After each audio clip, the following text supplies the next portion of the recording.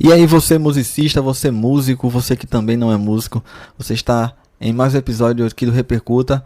Seja muito bem-vindo, muito bem-vinda mais uma vez nesse podcast que eu estou adorando produzir. Está sendo muito interessante a interação com vocês, o feedback e também a própria produção dos episódios. Você fica mais próximo do que você mais curte, que é a música. E nesse episódio a gente traz uma análise, o que você quiser chamar, um áudio documentário, um episódio temático sobre a seleção para baterista do Dream Theater, que aconteceu em 2011, completando 10 anos dessa seleção. A gente analisa como foi essas audições. Foram 7 bateristas concorrentes, que culminou na escolha do Mike Mangini, ele que permanece na banda até hoje. E como o tempo passa rápido, 10 anos, e mais histórias são contadas, o tempo continua, o tempo corre, e a gente vai escrevendo histórias e mais histórias. Esse processo seletivo para assumir as baterias e substituir o grande baterista Mike Portnoy na banda nova-iorquina foi um verdadeiro show na época, que mobilizou fãs, críticos, público de forma geral, e a gente repercute todo esse processo a partir de agora. Eu sou o Jade Tavares e tu é muito bem-vindo, muito bem-vinda para ficar comigo aqui, para a gente conhecer mais uma história no mundo da bateria, da percussão e da música. Mas antes de a gente entrar mais propriamente dentro desse processo seletivo, né? Essa escolha do novo baterista do Dream Theater, e que agitou, de certa forma, né, a base de fãs, enfim, não só os fãs, mas também pessoas entusiastas da banda, da música, do rock, como virou um acontecimento. Antes disso, eu também quero contextualizar a própria história da banda, até para quem não é fã, para quem também não conhece a fundo. Eu acho importante a gente trazer esses ingredientes também, para contextualizar, como eu já falei, e também mostrar o cenário dessa história que a gente vai contar aqui.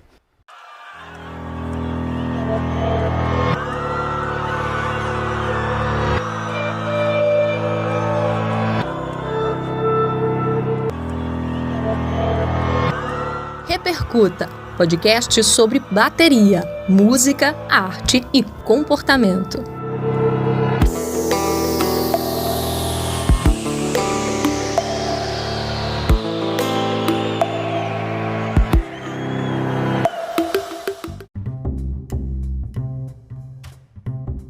O Dream Theater, ou Dream Theater, como eu chamo quase sempre, é uma banda de metal progressivo dos Estados Unidos e foi formada ainda durante os anos 80.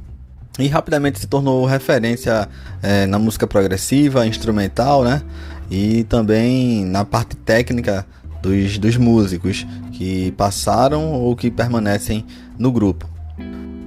E tanto por essa excelência nas composições, músicas complexas, andamentos, tempos diferentes, tempos quebrados inclusive, e a qualidade dessas execuções das músicas que estão nos álbuns, em shows também, acabaram por contribuir com grande parte da fama e da reputação da banda. Os seus integrantes se conheceram na Berklee College of Music, nos Estados Unidos, com a formação composta com John Petrucci na guitarra e John Myung no baixo, e depois Mike Portnoy, um dos co-protagonistas desse episódio, dessa história que a gente está contando, na bateria. Se juntaram ao grupo o vocalista Chris Collins e o tecladista Kevin Moore na época, e logo modificaram o nome de Majesty para Dream Theater. Daí então a gente podia detalhar álbum por álbum, passo por passo, mas eu quero passar um pouco mais rapidamente, porque, enfim, a banda é super conhecida, e análises desse tipo já existem de fácil acesso, inclusive na internet. Mas o primeiro período que a gente pode destacar é entre 88 e 94, quando a banda lançou sua primeira demo com 6 músicas, e nessa pegada do metal progressivo, com alguns traços de música clássica também. E aí veio a primeira mudança de vocalista, o Chris Collins saiu e entra o Charlie Domicini. E é com essa formação que eles lançam o primeiro álbum, o When Dream and a Day Unit. Esse único álbum gravado com a voz do Charlie Domicini. E após vários testes, eles encontraram o vocalista que permanece até hoje, Kevin Labrie, ele que participou da banda Winter Rose. Ele acabou modificando o nome para James Labrie, que é usado até hoje. Já em 92 eles lançam o segundo álbum, Images and Words, mais um álbum com ótima recepção do público. E aí tem a segunda baixa da banda, porque esse segundo álbum foi o último gravado com o tecladista Kevin Moore e a entrada do tecladista Derek Sherinian. E já com 2 álbuns gravados, eles lançam o EP A Change of Seasons, com algumas versões de outros artistas. Já em 94 a gente tem o terceiro álbum intitulado Awake, trabalho esse que eles permanecem por 3 anos, até lançar o quarto trabalho da banda, Falling into Infinite. E aí eu aproveito para fazer um parênteses de uma experiência pessoal mesmo, que foi por onde conheci a banda, com esse álbum, mas bem depois, assim, acho que início dos anos 2000, eu não sei, eu não lembro exatamente como, mas eu acabei conseguindo um álbum, esse CD, uma cópia desse CD, original na época. Eu lembro que eu gostava muito da capa, a capa é uma capa que retrata o mar e 2 pessoas de frente uma para as outras com binóculos, né? E inclusive a visão de quem tá vendo a capa também é através de um binóculo, também lembra um binóculo. Eu lembro que eu gostei muito da capa, e apesar de ser um álbum tratado por crítica e público como sendo um pouco mais comercial, mas na época, acho que 2006, 2007 eu tive acesso a isso, e acho que na verdade até um pouco depois, acredito eu que tenha sido no início do meu curso na faculdade. Eu fiz comunicação, acredito que tenha sido nesse período, e apesar de ser tratado, como eu disse, como um álbum mais comercial, pra mim, quando eu coloquei pra ouvir, pra mim eu já não entendia muita coisa daquilo, dada a complexidade e tudo, né, e o nível técnico da banda. Eu que tava começando, tinha pouco tempo ainda como músico, como baterista, e aí nem sei qual foi o destino desse álbum. Não sei se eu fiz troca, se eu vendi, eu não vou lembrar muito bem, mas é uma capa que durante as pesquisas aqui para trazer para vocês aqui nesse episódio, contar essa história, como eu gosto de falar, a gente vai tendo lembranças, né? E aí eu lembro bem dessa época, e essa capa pra mim é bem emblemática, assim. Pra quem é fã, acredito que não seja nada super especial, nada emblemático, mas pra mim é. Esse álbum, apesar de ser de 97, eu tive acesso em 10 anos depois. Eu nem sabia que era antigo, né? Naquela época. E o Falling into Infinite teve um contraste, apresentou um contraste, apesar exatamente por ser um pouco mais melódico, e aí nesse sentido foi tratado como sendo um pouco mais uma concessão ao caráter comercial, né? Inclusive até pressão de gravadora, acredito eu. Muito diferente do Awake, que já tem músicas mais agressivas, já tem uma vibe mais agressiva. Digamos que o formato canção predominou nesse álbum.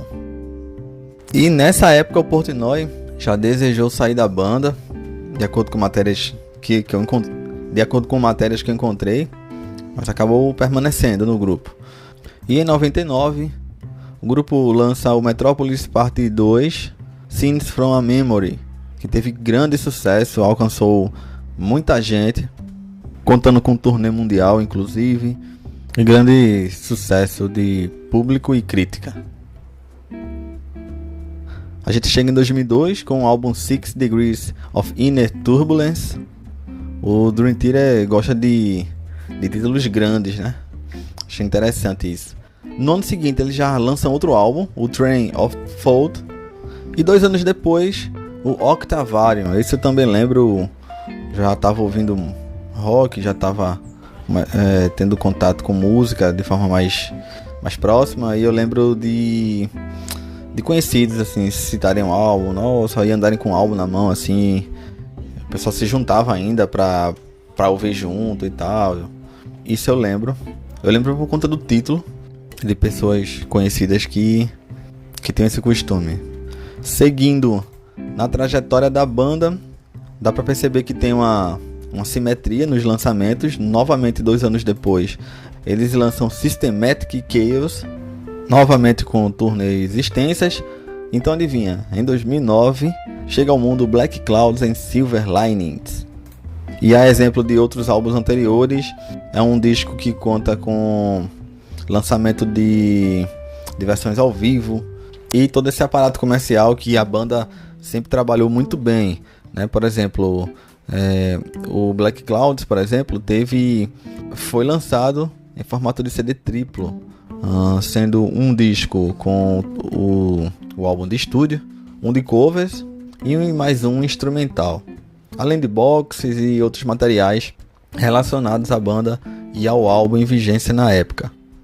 E é aí onde tem uma cisão, e aí é onde a gente conta dessa verdadeira seleção para o baterista do Dream Theater, porque em 2010 Mike Portnoy anunciou publicamente que estava deixando a banda. Na época ele declarou que estava se divertindo muito mais em outros projetos paralelos, que é uma coisa que a gente vai falar mais na frente também, porque o Mike sempre é um baterista muito requisitado e tem ainda, né, vários projetos, toca em várias bandas. O que foi noticiado é que o Portnoy teria sugerido uma pausa, e aí o resto da banda discordou, né, e preferiu continuar. O Portnoy tinha também compromissos na época com seus outros projetos, e aí a banda não quis esperar e resolveu selecionar um novo baterista. Isso no ano de 2010. Com o Mike Mangini, que foi o escolhido para o lugar do Portnoy, a banda lançou até hoje 4 álbuns: o A Dramatic Turn of Events, de 2011, o Dream Theater, de 2013, em 2016 lançam o Astonishing e em 2019 Distant Overtime. Isso eu não sei em que momento do futuro você está ouvindo esse episódio, mas também vi uma entrevista do próprio Mangini falando que o próximo álbum já está gravado, pelo menos a parte da bateria do álbum, que seria lançado em 2021, que é o ano que esse episódio está saindo. Esse episódio está sendo gravado e veiculado. Se você estiver ouvindo do futuro, você já sabe o que aconteceu. E é isso, a gente continua essa história a partir de agora.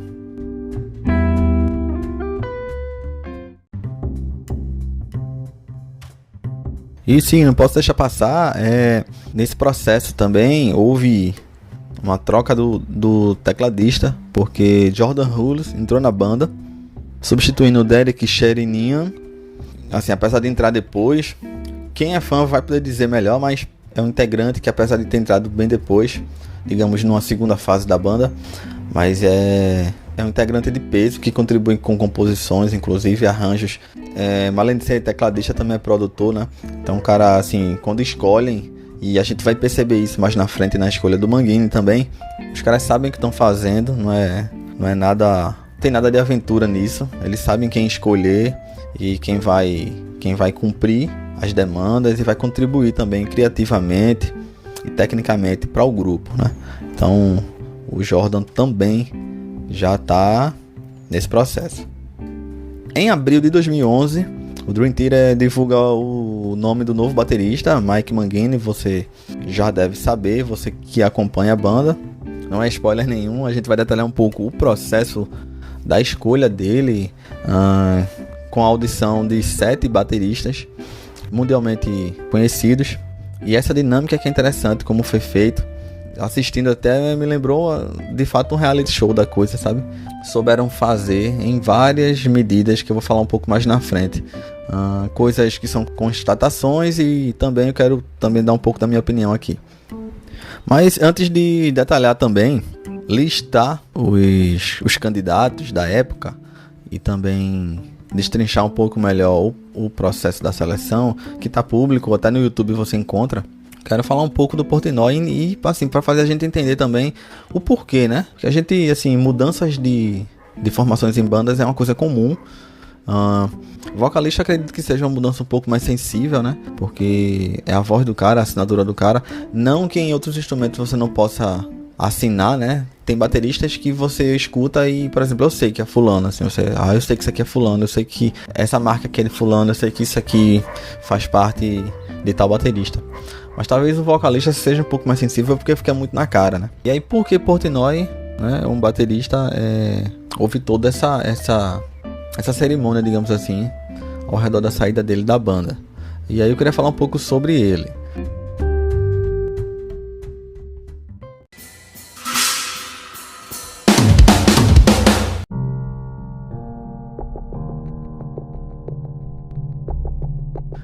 Mike Portnoy, ele é baterista e compositor também, ele também compõe. Ele ajudou a fundar a banda, inclusive, então tem esse peso.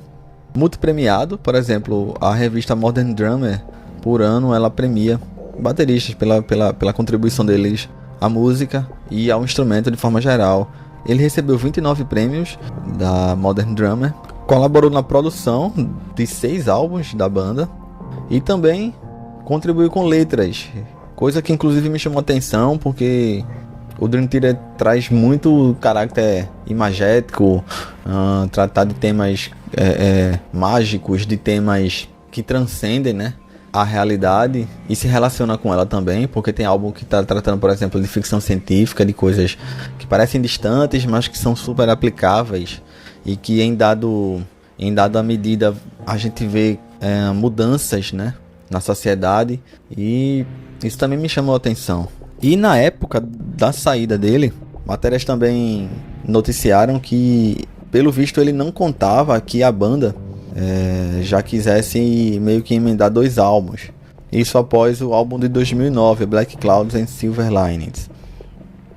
Ele esperava uma pausa, tanto que ele propôs isso à banda, 5 anos de férias, que seriam férias para a banda, né? Para ele não, porque ele tinha compromisso com outros grupos. Ele não contava com isso de fato, pelo que foi noticiado. Mais uma vez, eu estou só aqui passando o que foi publicamente divulgado, né? Porque tem muita coisa interna aqui, a gente nunca vai saber, na verdade, só se eles contassem. E aí ele daria continuidade nesse tempo às outras bandas. Mas aí os outros integrantes quiseram continuar e ficou esse impasse, e aí de fato ele meio que foi convidado a sair da banda, ou ele mesmo percebeu que ele estava limitando o andamento, impedindo, né, a continuidade da trajetória do DT. Na performance, na técnica, a Portnoy dispensa apresentações em várias listas, as várias listas que são feitas por aí. Inclusive aqui no Repercuta, quando a gente faz aquele final, aquelas perguntas rápidas finais, vários convidados nossos citaram Portnoy como sendo referências para eles ou para elas. Além do trabalho com o DT, Portnoy também é conhecido por vários outros projetos, como eu já falei, que eu posso citar aqui o Liquid Tension Experiment, que inclusive conta com outros membros do Dream Theater. Tem a banda Transatlantic e também contribuiu com várias bandas em turnês, como Overkill, o Fates Warning, Stone Sour, OSI, Hail e também no Avenged Sevenfold. Ele também produziu muitos tributos a clássicos do rock como Led Zeppelin, The Who, o próprio Rush. O Neil Peart é uma grande referência para ele. Inclusive ele também foi cogitado a substituir o Neil numa possível turnê do Rush, coisa que ele mesmo negou. Enfim, até pelo Neil Peart ser um ícone, um símbolo, né, seria mais um ponto sensível aí que mexeria inclusive com a relação afetiva de muita gente, de muitos fãs. Portnoy também acompanhou o artista Neil Morse, John Ark, compondo a banda Adrenaline Mob, Flying Colours, Winery Dogs, Sons of Apollo, e também com um guitarrista que ainda permanece no DT, John Petrucci. Outro evento grandioso que o Portnoy participou foi o evento G3. Ele, que além de baterista, também toca percussão, contrabaixo, guitarra e também canta. É um dos grandes bateristas de todos os tempos, inspiração para vários outros músicos e um dos pilares de uma das bandas mais grandiosas do metal e do rock and roll. É o tipo de baterista líder que a gente não vê muito. A gente vê baterista compondo bandas. O Portnoy é um pilar, foi um pilar, muito crítico, muito fã. Diz até hoje que a banda não é a mesma sem a presença do Portnoy.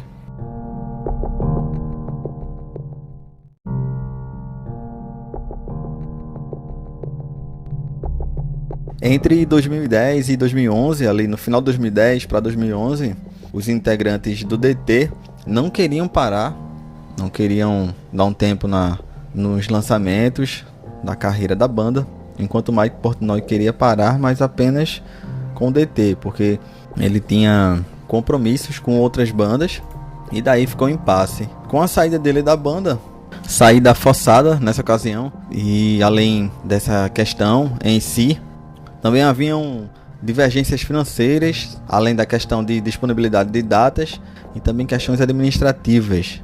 E nunca é demais lembrar que esse tipo de banda, que tem grandes músicos, enfim, personalidades fortes, também é natural que haja conflitos.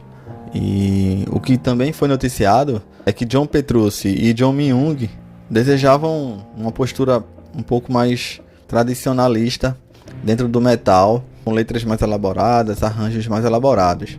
Já o tecladista Jordan Hood desejava fazer uma coisa mais versátil, um pouco mais fora da caixinha. E naquele momento, também vale lembrar que a banda vinha em ascendência, com uma agenda de show lotada, e isso significa fazer dinheiro, né? Significa ser lucrativo, ser comercialmente viável, né? E a ideia de tirar férias já existia, só que foi constantemente adiada, até por pressão de gravadora, enfim, de mídia, editora e escritório, no final das contas.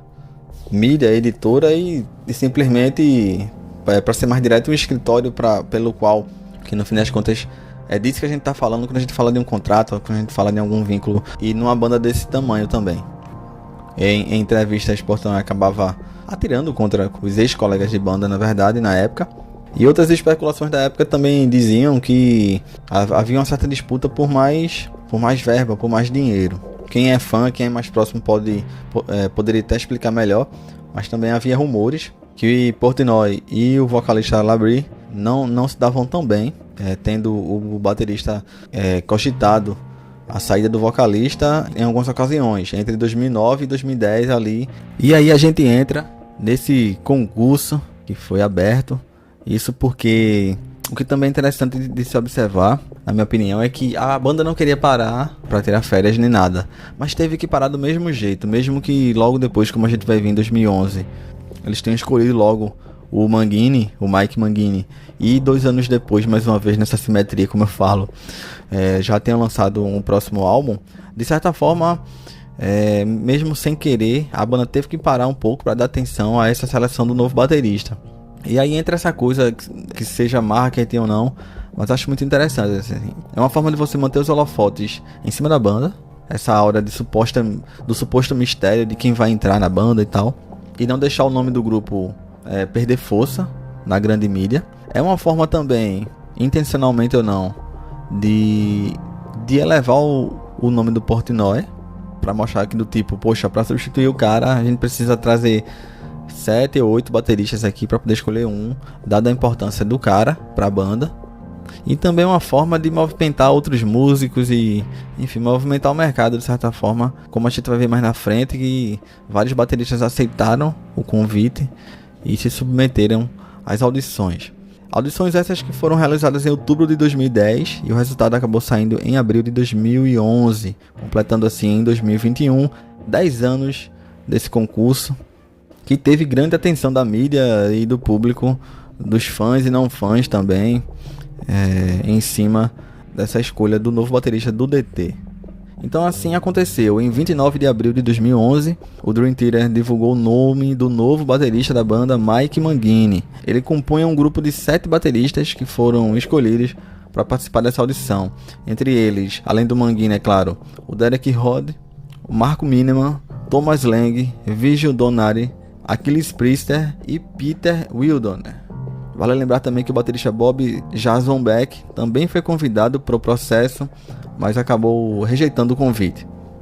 As audições e essa seleção toda, ela está disponibilizada no YouTube em 3 partes. Acabou sendo chamada de The Spirit Carries On, que é o título de uma música da banda, e aí acaba mostrando as performances de cada baterista ao longo do programa.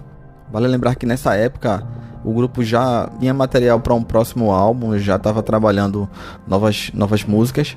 E esse gap, esse espaço entre a data das audições e a data da divulgação do escolhido nesse concurso, ele se deu também por conta de questões legais. Acredito eu que por conta de direito autoral, esse tipo de coisa, porque já tinha trecho de música que já estava sendo trabalhado. No dia 8 de junho do mesmo ano, foi divulgado nas redes sociais o nome do novo álbum, à época, né? Intitulado A Dramatic Turn of Events, que seria lançado no dia 13 de setembro. O Mangini já entrou durante a turnê desse álbum, e logo depois o Dream Theater também se reuniu para gravar o 12º disco, dessa vez já com Mike Mangini participando de todo o processo de criação, desde os ensaios, tudo, já que muita coisa ainda, pelo visto, já tinha sido feita pelo Portnoy. Assim que entrou, o Mike Mangini apenas deu continuidade para finalizar essa turnê.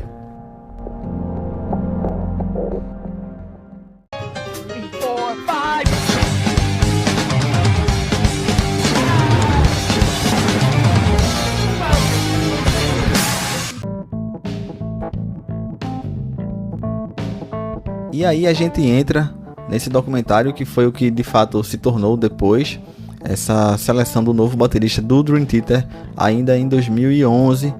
O programa abre com os integrantes explicando a saída do Portnoy, evidenciando a importância dele na banda como fundador, e que tratavam ele enquanto um irmão, na verdade, e não apenas um companheiro de trabalho, de banda. Nesse trecho, esse início eu já achei meio chapa branca, porque eu já tinha também lido as matérias que mostravam essa questão financeira, essa questão logística, esses conflitos de agenda e criativos. Ou seja, não foi apenas uma saída que estava todo mundo surpreso. Eu também queria destacar aqui que, assim, eu não tinha assistido esse tempo todo esse programa, eu não assisti, e assisti exatamente pensando nisso, assim, eu fazendo pesquisas, eu disse, poxa, posso levar isso aqui pro Repercuta, a gente pode repercutir esse fato, é um fato importante para a bateria, e para quem gosta de música, para quem gosta de histórias, como a gente sempre fala aqui no Repercuta. Eu disse, poxa, agora é o pretexto para que eu assista. É o tipo de conteúdo que tá aí na internet há anos, sabe, e a gente tentando dar conta de tudo, a gente deixa passar coisas, né? E aí eu assisti pela primeira vez exatamente pra, assim, foi quase como por encomenda para trazer aqui e para dar minha visão também desse processo. Não sou fã da banda, não sou um profundo conhecedor da banda. Portnoy, mesmo que você não queira, se você toca bateria e você é minimamente ligado nas coisas, o nome de Portnoy, ele não passa despercebido. Já tinha visto muitas coisas, muitos vídeos. Eu tinha meio que consumido a banda através dele, dentro do que eu conheço da banda, claro. E vídeos de solos, assim, e claro, vários bateristas repetindo citando ele e tal. E aí você vai, você comprova a importância do cara. Então esse início do documentário, achei um pouco chapa branca. E claro que eles não colocariam os reais fatos pelos quais Mike Portnoy saiu da banda. Logo depois a gente percebe que há uma certa pressa para gravar esse outro álbum. Não sei se era imposição de gravadora também, força de contrato. Tanto pela conclusão dessa turnê, como também, é claro, pela gravação do álbum que viria depois, o auto-intitulado Dream Theater de 2013. Logo em 2010, Mike Portnoy tinha substituído o baterista do Avenged Sevenfold por conta do falecimento dele. E aí a gente entra na lista de 7 bateristas que foram testados. Os testes foram realizados no estúdio em Nova York durante 3 dias. Peter Wilder tocava na banda Darkane na época. Achilles Priester, conhecidíssimo, à época tocava com Paul Dynamo, já tinha saído do Angra e também era o líder do Hangar. Marco Miniman, que compunha a banda do Joe Satriani, entre outros grupos como Creator. Vigil Donati, que além de carreira solo, claro, compunha os grupos Seven Day Hard Way em Planet X.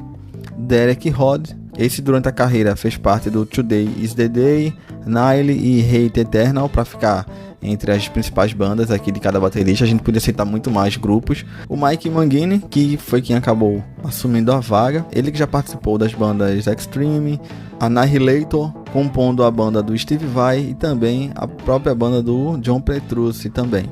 E por último, Thomas Lang, ex-Glenn Hughes, Robert Fripp, à época. Já o Bob Jarzon-Beck, que recusou, era conhecido pelo trabalho com as bandas Riot e que depois continuou sua carreira também pelo Fats Warning. Quem abre as audições é o próprio Mike Mangini.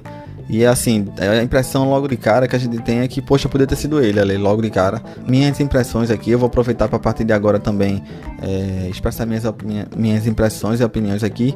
Parecia até que ele já sabia. Assim, claro que todos os bateristas já receberam uma lista, eu falo mais na frente também, das músicas que seriam executadas.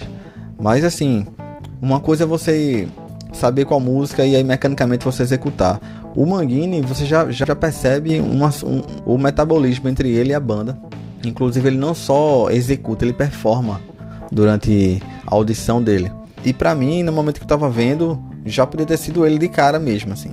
O Mike, que é muito próximo do outro Mike, o Portnoy, que deixou a banda depois de 25 anos, ele no depoimento ele explica que tem a vontade de trazer a assinatura dele para a banda, mas sempre respeitando o Portnoy e também não querendo emular o que o Portnoy era. Já o Derek Rod citou um pouco o trajeto e o tempo de voo para chegar lá em Nova York. A gente vê em um dos trechos que cada baterista recebeu uma carta dando boas-vindas pela audição, agradecendo por ter aceitado o convite, e também alguns acessórios como camisa e chapéu da banda. Eu acredito que foi uma ação de marketing muito boa, porque, como eu falei, além de substituir um fundador da banda, que tem toda a história, seguidores e tudo mais, ainda valoriza essa saída dele, a saída do Portnoy, e eleva cada um dos 7 bateristas. Até para participar de uma audição dessa, você teria que estar entre um grupo, né, bastante específico. E aí, na minha opinião, todo mundo ganhou. Ganhou a banda, o Portnoy ganhou, o Mangini ganhou, os outros 6 que não foram escolhidos também ganharam, uns mais, outros menos. Isso além, é claro, do lado mercadológico, né, que virou quase um reality show. Mais uma vez, eu repito, assim, é produto de quem sabe do que está fazendo, sabe quem vai alcançar, sabe o que aquilo vai significar para a banda e para toda a cadeia que rodeia um grupo desse tamanho, né, uma verdadeira empresa mesmo. O Mike Mangini tocou em 3 discos do Petrucci e também já tinha uma certa proximidade com a banda. Acredito eu que talvez ele fosse até uma escolha natural da banda, mas resolveram fazer todo o evento em torno da escolha. Na parte mais técnica, a gente percebe lá no vídeo que cada baterista tinha um tempo que fosse preciso para montar o set dele da forma que fosse mais confortável, mas também não levavam todo o equipamento. Tinha uma bateria lá presente e aí o cara montava do jeito que queria, a parte dos pratos, uma caixa extra, esse tipo de coisa. E havia também um técnico que ajudava na microfonação e nesse sentido, um hold que podia auxiliar nesse serviço.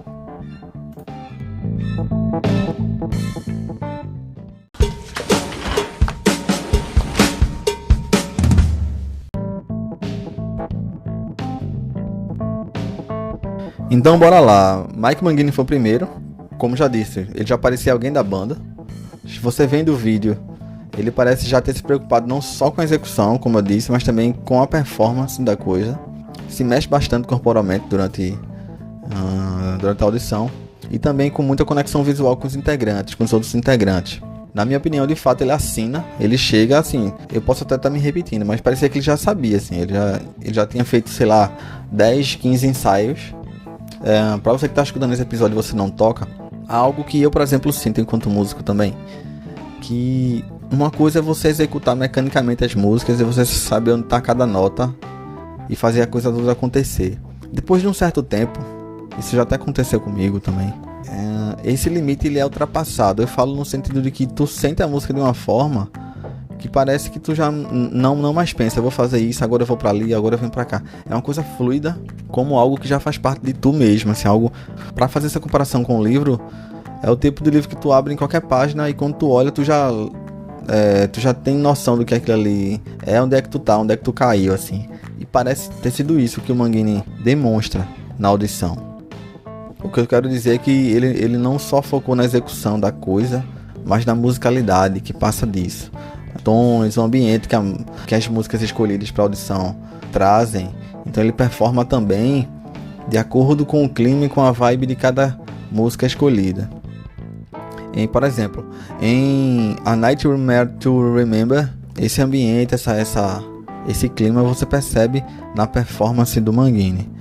E aí logo depois eles como foi a ordem para para os bateristas que participaram. Eles tocam Dance of Eternity.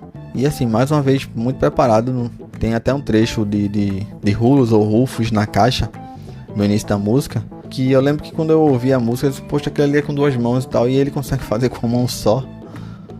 Ou seja, até esse plus, até esse extra, ele trouxe, sabe? Muito preparado mesmo, muito pé no chão também. A feição dele era de quem já fazia parte da banda mesmo. Até em alguns momentos, esse trechinho que ele olha para os integrantes, parece até que ele que está comandando a audição, para falar a verdade. Vale muito a pena você assistir, se você através desse episódio, quando terminar aqui esse episódio, você quiser ir comprovar e tirar suas próprias conclusões. Mas é isso que eu senti assistindo às audições. Vendo apenas o teaser de divulgação, o trecho que colocam do Mike Mangini, eu achei meio performático demais e tal. Mas logo no início essa impressão se foi quando eu de fato fui ver, porque realmente um teaser, um comercial, tem aquele caráter publicitário, né, de chamar atenção ao máximo para o produto. E isso faz parte. Durante as audições, além de tocar as músicas pré-estabelecidas, que a banda já tinha mandado para os bateristas estudarem, foi tentado também um momento de composição livre, com alguns riffs e trecho esse que o baterista não conhecia, que tem acesso ali na hora, com bastante tempo quebrado. Inclusive o tecladista Jordan Rhodes explica as fórmulas do compasso, e Mangini acaba dando conta. Pela fórmula, o que é rapidamente explicado lá pelo Jordan, que seria em compassos de 9, 8, 4 e 4, e nesse ciclo. E essa é a última etapa do teste. O Mangini parece também ter desenvolvido algo ali junto com a banda, mesmo nesse momento livre de meio que improvisação, de certa forma. Sendo dessa forma, as audições compostas por 3 etapas: 2 músicas, A Nightmare to Remember, Dance of Eternity e essa Jam, né? Porque essas 2 músicas escolhidas, segundo eles, cada música representa uma fase da banda. E são músicas que não podem faltar em shows, enfim, que já virou os hits, digamos assim, do Dream Theater. Logo após as audições, cada baterista dá um depoimento, meio que fora do estúdio, assim. E a impressão que eu tenho do Mangini é que ele estava muito lúcido naquele momento. Ele repete o que ele fala antes também, de não querer substituir Portnoy, mas também conquistar o espaço dele na banda. E encerrando essa parte do Mangini, eu sinto que ele botou o sarrafo lá em cima. Então, logo quando eu assisti, eu disse, poxa, pra tirar esse cara daí, tá muito na cara. Pra tirar esse cara daí vai ter que, sei lá, vir um cara aqui com 3 braços, sabe? Porque já começou muito alto. Então, de cara eu pensei, vai ser muito difícil. Por incrível que pareça, eu quando fui assistir, claro que a gente já sabia que, enfim, 10 anos depois a gente já sabe tudo que aconteceu, enfim, toda a trajetória do Mangini dentro do DT. Mas você tentando fazer esse exercício de assistir objetivamente, enquanto espectador puramente, sabe? Você percebe isso de cara, porra, o cara botou lá em cima mesmo. E foi dessa forma que o americano foi o primeiro a ser submetido às audições. O próximo conterrâneo dele foi o Derek Rod. Ele, logo no início, fala do preparo físico e do tempo que teve para tirar as músicas. Como eu falei, uma música da fase 1, uma música da fase 2 e a Jam no final. E o Derek, ele tem uma das marcas dele é a presença do Blast Beat. Para você que também não toca, Blast Beat é uma técnica de metal extremo, assim, para falar rapidamente, que faz uso do pedal duplo na bateria. Dentre a lista, como eu já falei, com as 2 músicas ele consegue se conectar com a banda, sim. Mas aí foi nesse momento de improviso, nesse momento de jam, que o Derek acabou ficando para trás, na minha opinião. Basicamente uma hora de composição junto com a banda. Metricamente ele pegou as músicas que foram propostas, e na terceira etapa acaba se perdendo um pouco. E aí na hora eu até fiquei pensando assim também, disse, porra, e olha que a gente tá falando de baterista consagrado, gente cascuda, gente que faz turnê, gente que estuda muito, que saca muito, tem muita qualidade técnica, física, enfim. Ficou meio na cara que o Derek ele não seria escolhido, mas apareceu e enfim, deu peso também e valorizou esse concurso. O austríaco Thomas Lang é um cara que, inclusive, eu curto muito o trabalho dele.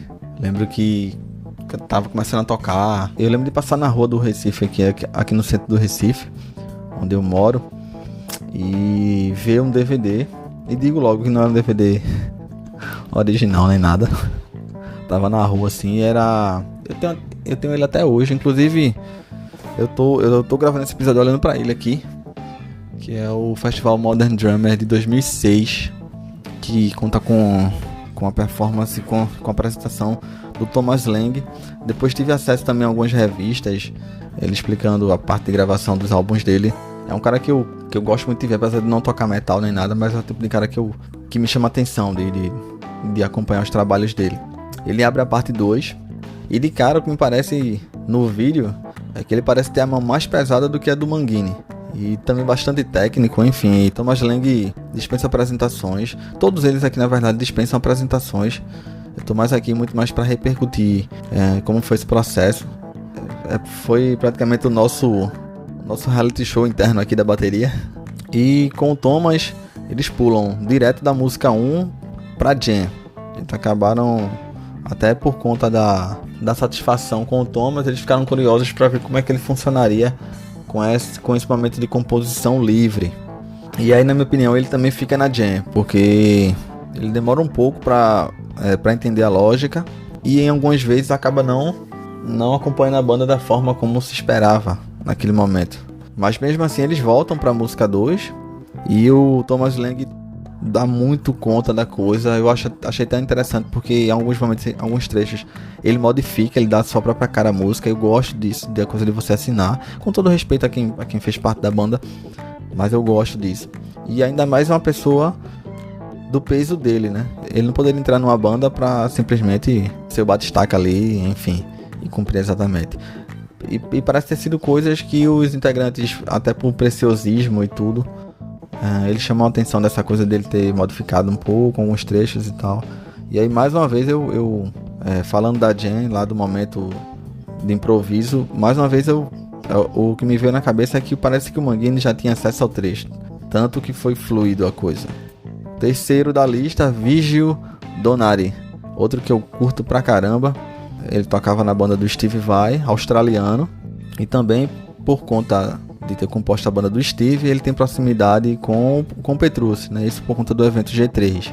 A primeira curiosidade aqui, dentre outras que eu vou trazer, ele é o único que toca com a pegada tradicional. Para você que não toca, ele é o único que toca com aquela, para quem é destro, a mão esquerda fica numa posição invertida, e para quem é canhoto é a mão direita que faz essa inversão.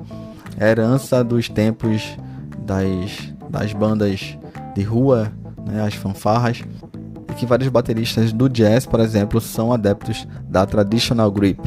Depois de Mangini, para mim, Virgil foi o mais performático também, principalmente na finalização das músicas. Em Dance of Eternity ele precisa repetir a parte final.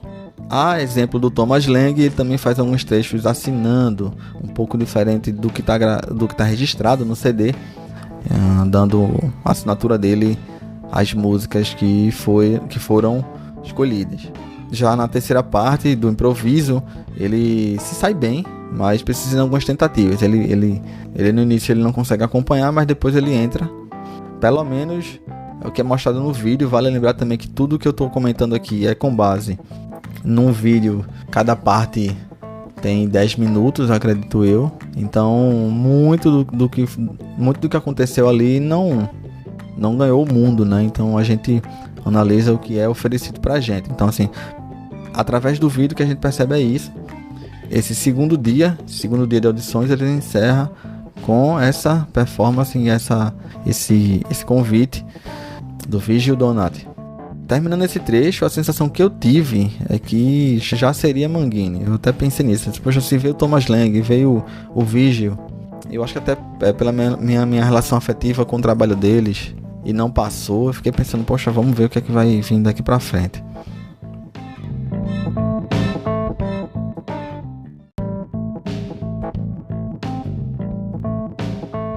No terceiro trecho, a gente inicia com o baterista Marco Miniman, que foi da Alemanha para lá para fazer o teste, e parecia bastante à vontade, não só na roupa, mas parecia muito à vontade com os integrantes.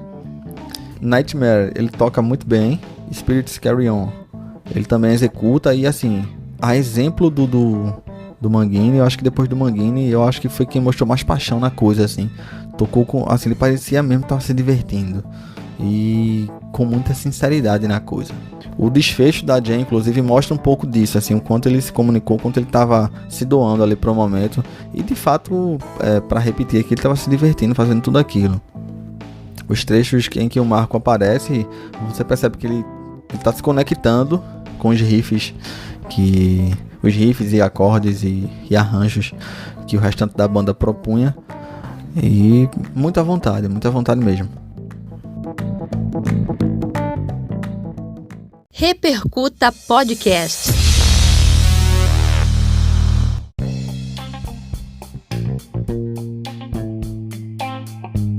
Abrindo a parte 3, a gente tem o brasileiro Aquiles Priester. Na época ele estava em turnê com sua banda, o Hangar. E aí ele deu uma pausa na turnê aqui no Brasil para poder praticar as músicas e poder participar da seleção. É explicado no vídeo também que ele teve uma dificuldade com o visto para ir para Nova York para poder participar. E olha, só esse fato para mim já é um peso psicológico, inclusive, porque você nem sabe se você vai poder fazer. Você está estudando uma coisa sem saber se vai poder fazer a prova. Imagina, você começar a estudar para algo importante e tu é um dos poucos selecionados para isso. Pesa também. No psicológico, na minha opinião, o cara já tem mais dificuldade. Para você ter noção, o Derek Rod, por exemplo, ele estava de férias, estava em casa. E aí foi convidado e disse, vamos lá, eu vou fazer. E assim, com todos esses problemas logísticos já aparentemente resolvidos, né? Então, isso também pesa bastante num momento como esse. No início, o Aquiles tem um trecho bem curto, é o que aparece lá, um trecho bem curtinho, que é só para aquecer mesmo, não tem nada demais, assim, tipo, a banda puxa um riff lá e ele vai acompanhando. Sobre a performance, a gente percebe um semblante muito sério no Aquiles.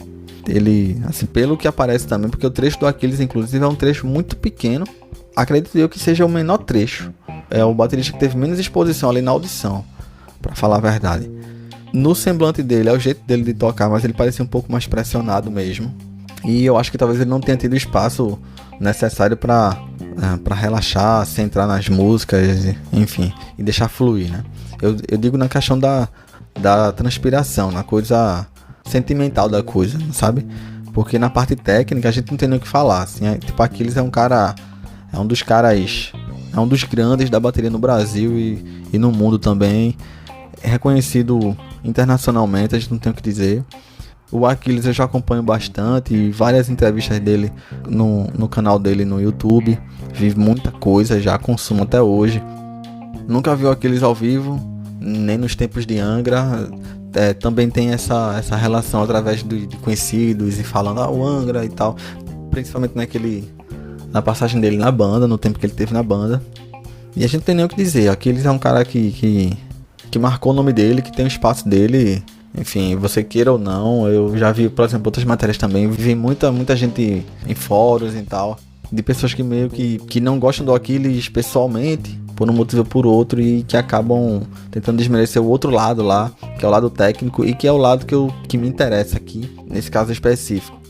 Então vamos lá, com Aquiles eles começam invertido, eles começam com Dance of Eternity, e aparentemente é mais complicada, a música mais complicada das que foram propostas.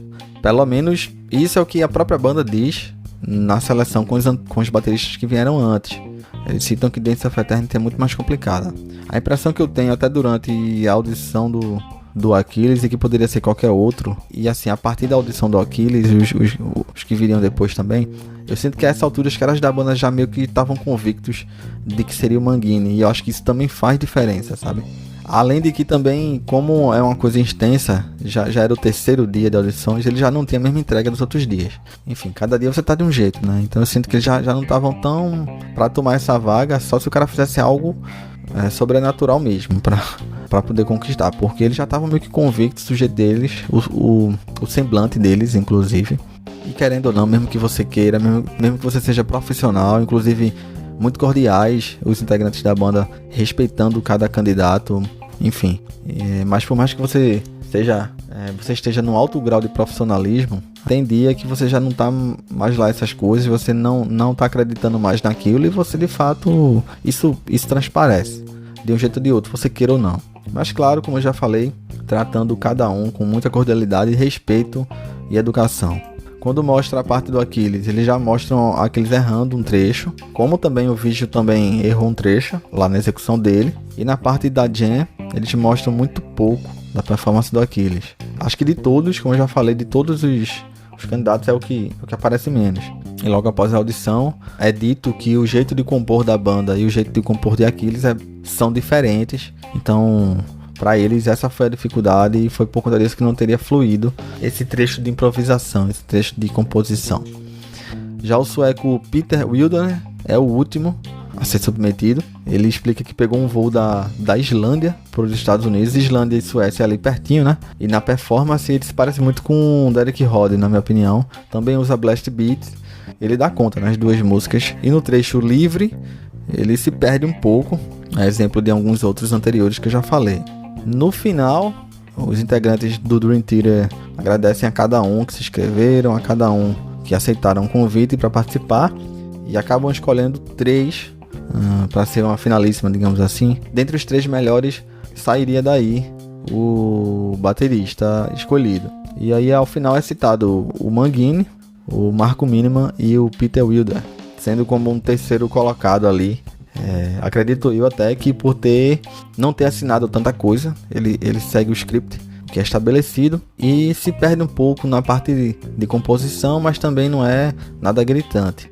E sinceramente eu não vi tanta diferença entre o Peter e o Derek Roddy, por exemplo. Eu acho que talvez o Derek Roddy seja um pouco mais duro, digamos assim, tenha uma pegada mais reta, mais dura. De repente isso.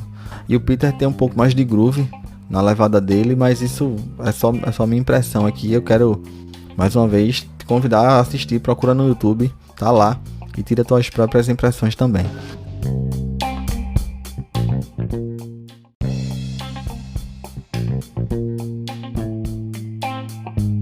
Por fim, os integrantes ligam para o Peter, agradecendo por ter aceitado e por ter participado, mas explicam que vai ficar para uma próxima. Mostram um trecho do Peter recebendo essa ligação, inclusive, ele dizendo que se divertiu bastante também. E aí eles ficam divididos entre o Mike Mangini e o Marco Miniman. Na escolha, acabam ligando para Mangini, que bem-humorado, ele se emociona, mas também faz uma brincadeira ali com as cerimônias de premiação, assim. Tipo uma brincadeira desse tipo. E a impressão, mais uma vez, que eu tenho é que apesar do teste, ele apesar de passar por um teste, ele já sabia para onde ele estava indo e o que é que ele precisava fazer, né? Na minha opinião, um cara certo pro lugar certo. Eu tô falando isso de fora, eu não sou um grande fã. Você que toca bateria, você que é fã, compartilha comigo, compartilha com a gente a tua opinião. Você deve saber melhor do que eu o que mudou, o que não mudou, qual a importância de Portnoy para a banda, para além das questões simbólicas, eu digo na questão do play mesmo, e também quais as qualidades do Mangini para estar onde está também. Tenho certeza que ele demonstra qualidade também para assumir as baquetas de uma banda desse tamanho, né? O documentário ainda mostra a banda no início das gravações do álbum que viria, isso em janeiro de 2011. E é dessa forma que Mike Mangini assume a bateria do Dream Theater em 2011, completando 10 anos em 2021. De lá pra cá ele participa de 4 álbuns: o A Dramatic Turn of Events, 2011, Dream Theater 2013, Astonishing em 2016. Esse eu ouvi completo, esse tem até um trabalho muito interessante no próprio YouTube que eu achei, porque como é uma história aqui gira em torno de distopia, futuro alternativo e sci-fi, né, ficção científica, tem um vídeo no YouTube em que é praticamente uma tradução, é meio que uma leitura de um disco guiado, digamos assim, sabe? Tipo uma leitura guiada de um disco, melhor dizendo. E muito bem feito, coisa trabalho de fanfic mesmo, o fã fez e assim, foi muito legal de acompanhar dessa forma. E o Distant Overtime, que é o último disco lançado em 2019, há uma entrevista do Mangini em 2021 que ele já explica que as baterias estão prontas para um próximo álbum e que é só aguardar aí a data e que seria um dos discos mais exigentes, mais desafiadores da trajetória dele. Trazendo algumas curiosidades também, até durante a repercussão desse produto que virou essa seleção, um dos comentários que me chamou a atenção foi que dizia que a banda já queria o Manguini desde o início e só fez os testes para fortalecer a imagem dele, né? Isso faz muito sentido para mim. E assim, eu fico pensando até, se depois de uma seleção dessa, com tantos bateristas excepcionais, o Manguini ainda é atacado por fãs, ainda é contestado, sabe? Imagina se ele entrasse sem, assim, de vez, sabe, assim. Eu acho, inclusive, que dada a proximidade dele com o Mike Portnoy, eu acho que se até o ex-baterista desse a bênção a ele e chegasse publicamente dizendo, não, esse é o cara, mesmo assim os fãs acho que contestariam. Então faz todo sentido fazer esse teste, como eu já falei antes, por toda a questão mercadológica, é claro, mas também faz sentido para fortalecer um pouco e meio que proteger também o Manguini, para deixar ele mais à vontade para trabalhar. Outra curiosidade é que quando os bateristas vão entrar na sala para fazer a audição, meio que aparece tipo um card no vídeo. É tipo aqueles cards de desenho animado, de super-herói, que mostra o superpoder do cara e tal. Aí mostra o nome do cara, mostra o país, mostra a carreira dele, a trajetória dele pregressa, né? O currículo do cara. Demorei tanto pra lembrar desse nome. Um breve currículo do cara.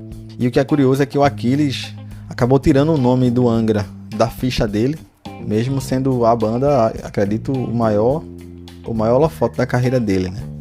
Isso diz muito, isso é um assunto para um outro episódio, mas isso diz muito sobre a relação dele com os integrantes de Angra, até o que foi dito até depois, né? Assim, dada a relação estremecida dele com os outros integrantes. No vídeo em que o Manguini recebe a ligação, muita gente falou também que poderia ter soado falso. Eu acho que pra mim também soou. Parece que ele precisava ter uma reação super emocionada, senão não valeria a pena. Então ele chora e tal. Eu achei um pouco performado mesmo. Mais uma vez, parece que ele já sabia que seria ele. Meio que houve aquela necessidade dele mostrar que isso é o ápice da carreira dele e tal, pra valorizar, né, essa troca.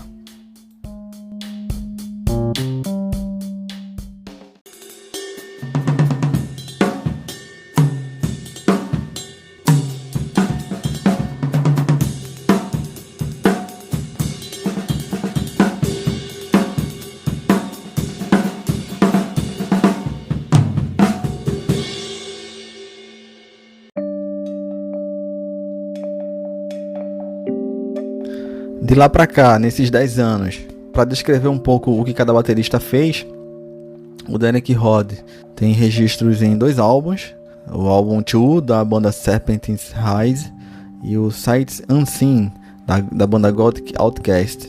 Já o Marco Miniman continuou o trabalho dele com Steven Wilson, fez mais alguns trabalhos solo, ele também é integrante da banda Aristocrats e também muito próximo do tecladista Jordan Rhodes. Com Satriani, ele gravou um álbum em 2015, o Shockwave Supernova, e fez mais várias participações especiais em shows e álbuns de outros artistas. O Vigil Donati gravou mais 2 álbuns solo, o In This Life e o Ruination, e também colaborou com vários outros artistas.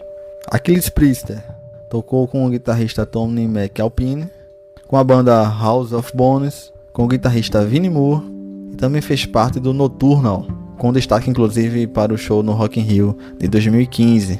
Tocou bateria no primeiro disco da banda brasileira Heavy Lan, participou da banda Midas Fate, Black Welder e também no Primal Fear. E outras colaborações dele também foi com o projeto About to Crash, o Bark of Dante e também com o Wasp, que também faz parte como integrante.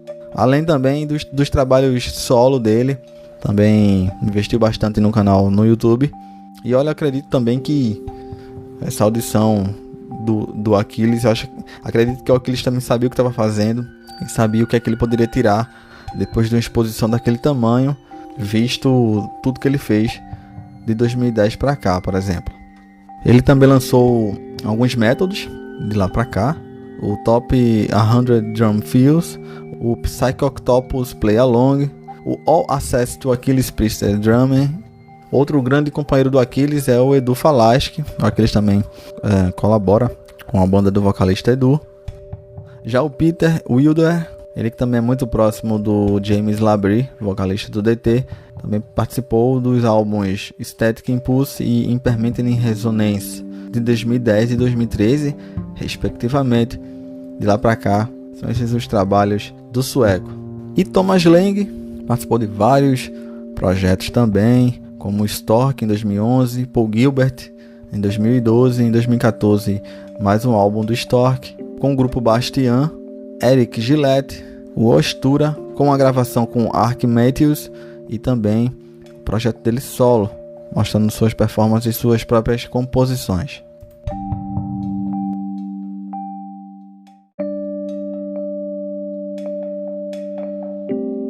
Outras curiosidades que vieram depois sobre declarações, por exemplo, o Derek Rod acabou falando, eu vou até ler um pouco daquilo que ele declarou.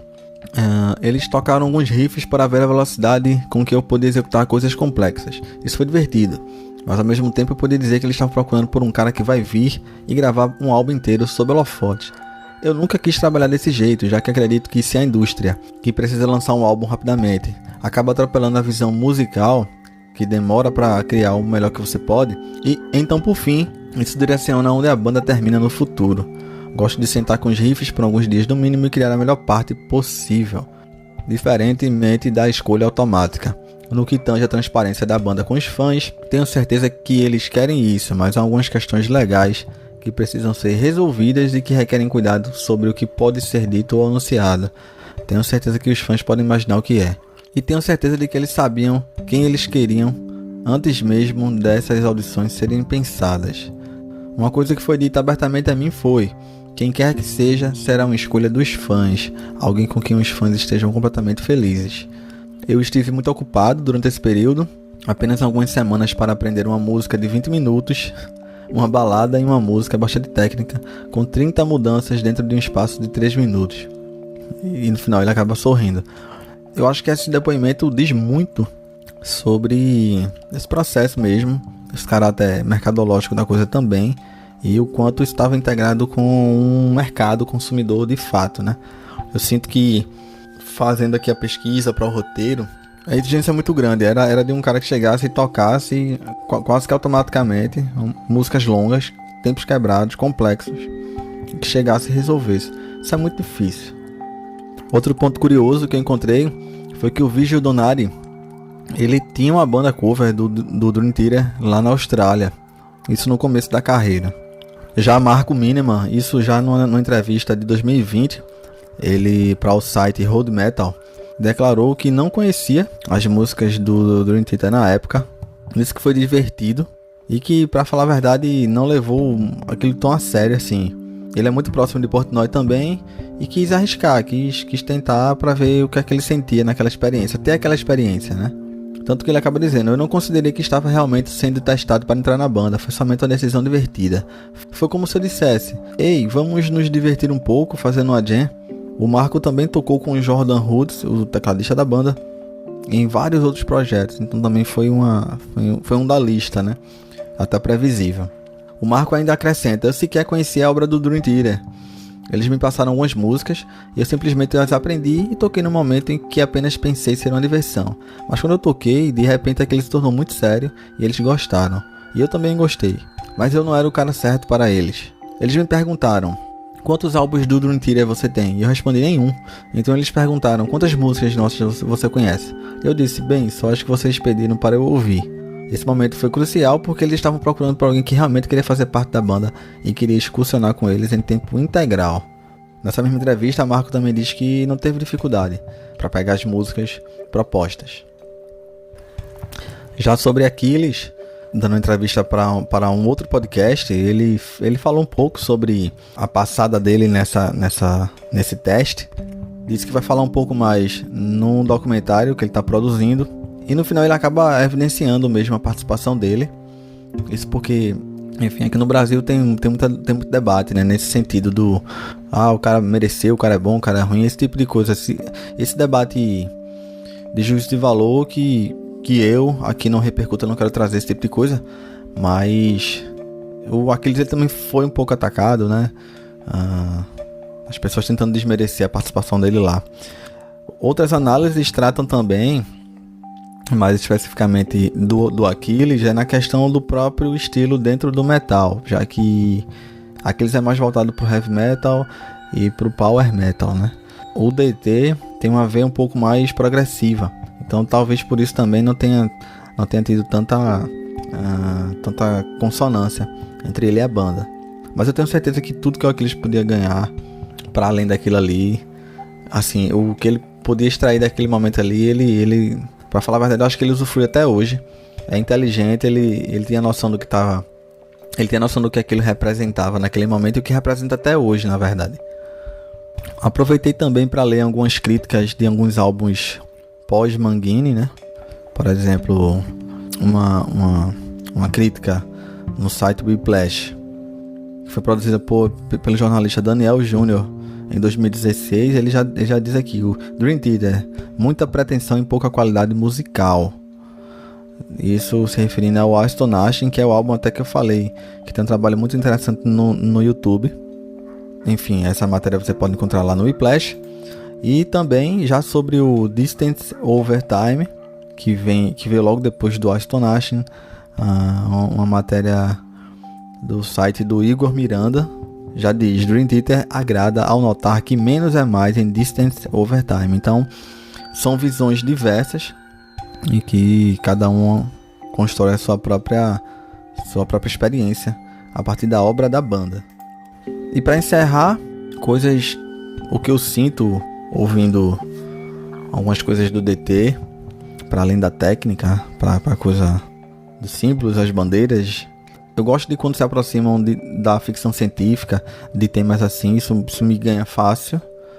Falo isso numa boa. Mas acho que às vezes também, e aí acredito que seja mais uma questão minha mesmo, de limitação ou de identidade mesmo. Para mim, os temas assim, que se aproximam da ficção científica são os melhores deles para mim, exatamente pela música. Aos meus ouvidos ela soa um pouco fria mesmo, soa um pouco... eu não sei se é a intenção, mas às vezes algumas músicas elas se aproximam do que seria uma inteligência artificial compondo uma música. E eu não tô falando nada tão distante assim.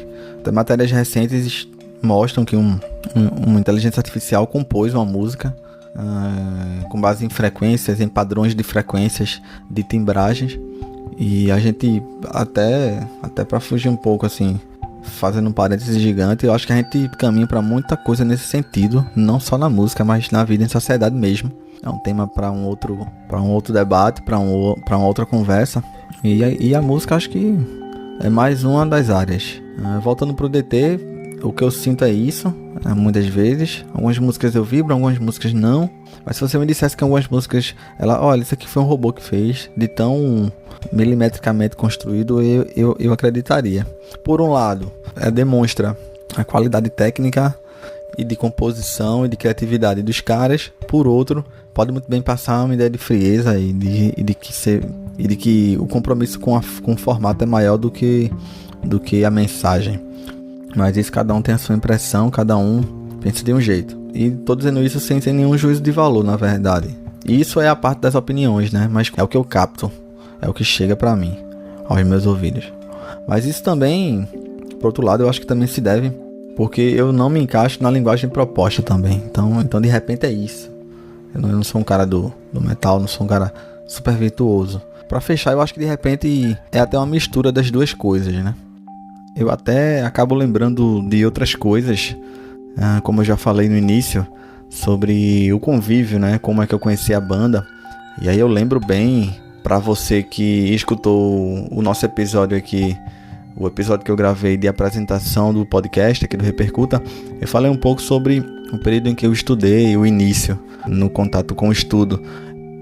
E aí eu lembro que um dos colegas da turma de bateria citava bastante o Dream Theater como influência e tal. Ele ficava tentando tocar, ele Ele curtia bastante.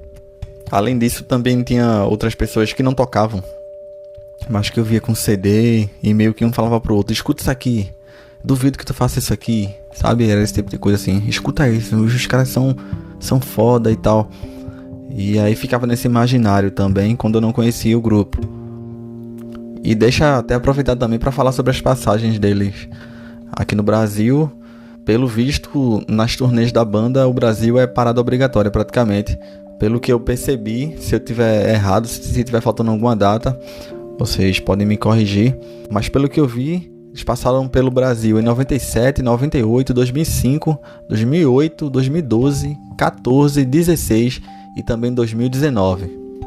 Tá aí um mercado importante para eles, o Brasil também, né? E voltando um pouco também sobre o sentimento que passa toda essa seleção, é que, como eu falei no início, além de fortalecer a imagem do Mike Mangini, fortalecer a do Portnoy também, fortalecer a marca da banda como um todo, fortalece também os outros integrantes também. Eu sinto que passa aquela sensação de que, enfim, para tocar com eles não pode ser qualquer um, né? Para poder compor e para poder fazer parte da mesma banda que eles, não pode ser qualquer músico. E esse foi mais um episódio aqui do Repercuta Podcast. Espero que você tenha gostado. Agradeço a presença de cada um aqui que vem consumindo os episódios, vem acompanhando o meu trabalho. E é isso, 10 anos já, o instante passa, da seleção para baterista do Dream Theater, o verdadeiro reality show, o verdadeiro concurso que foi o Spirit Carry On, que ganhou o mundo em 2011.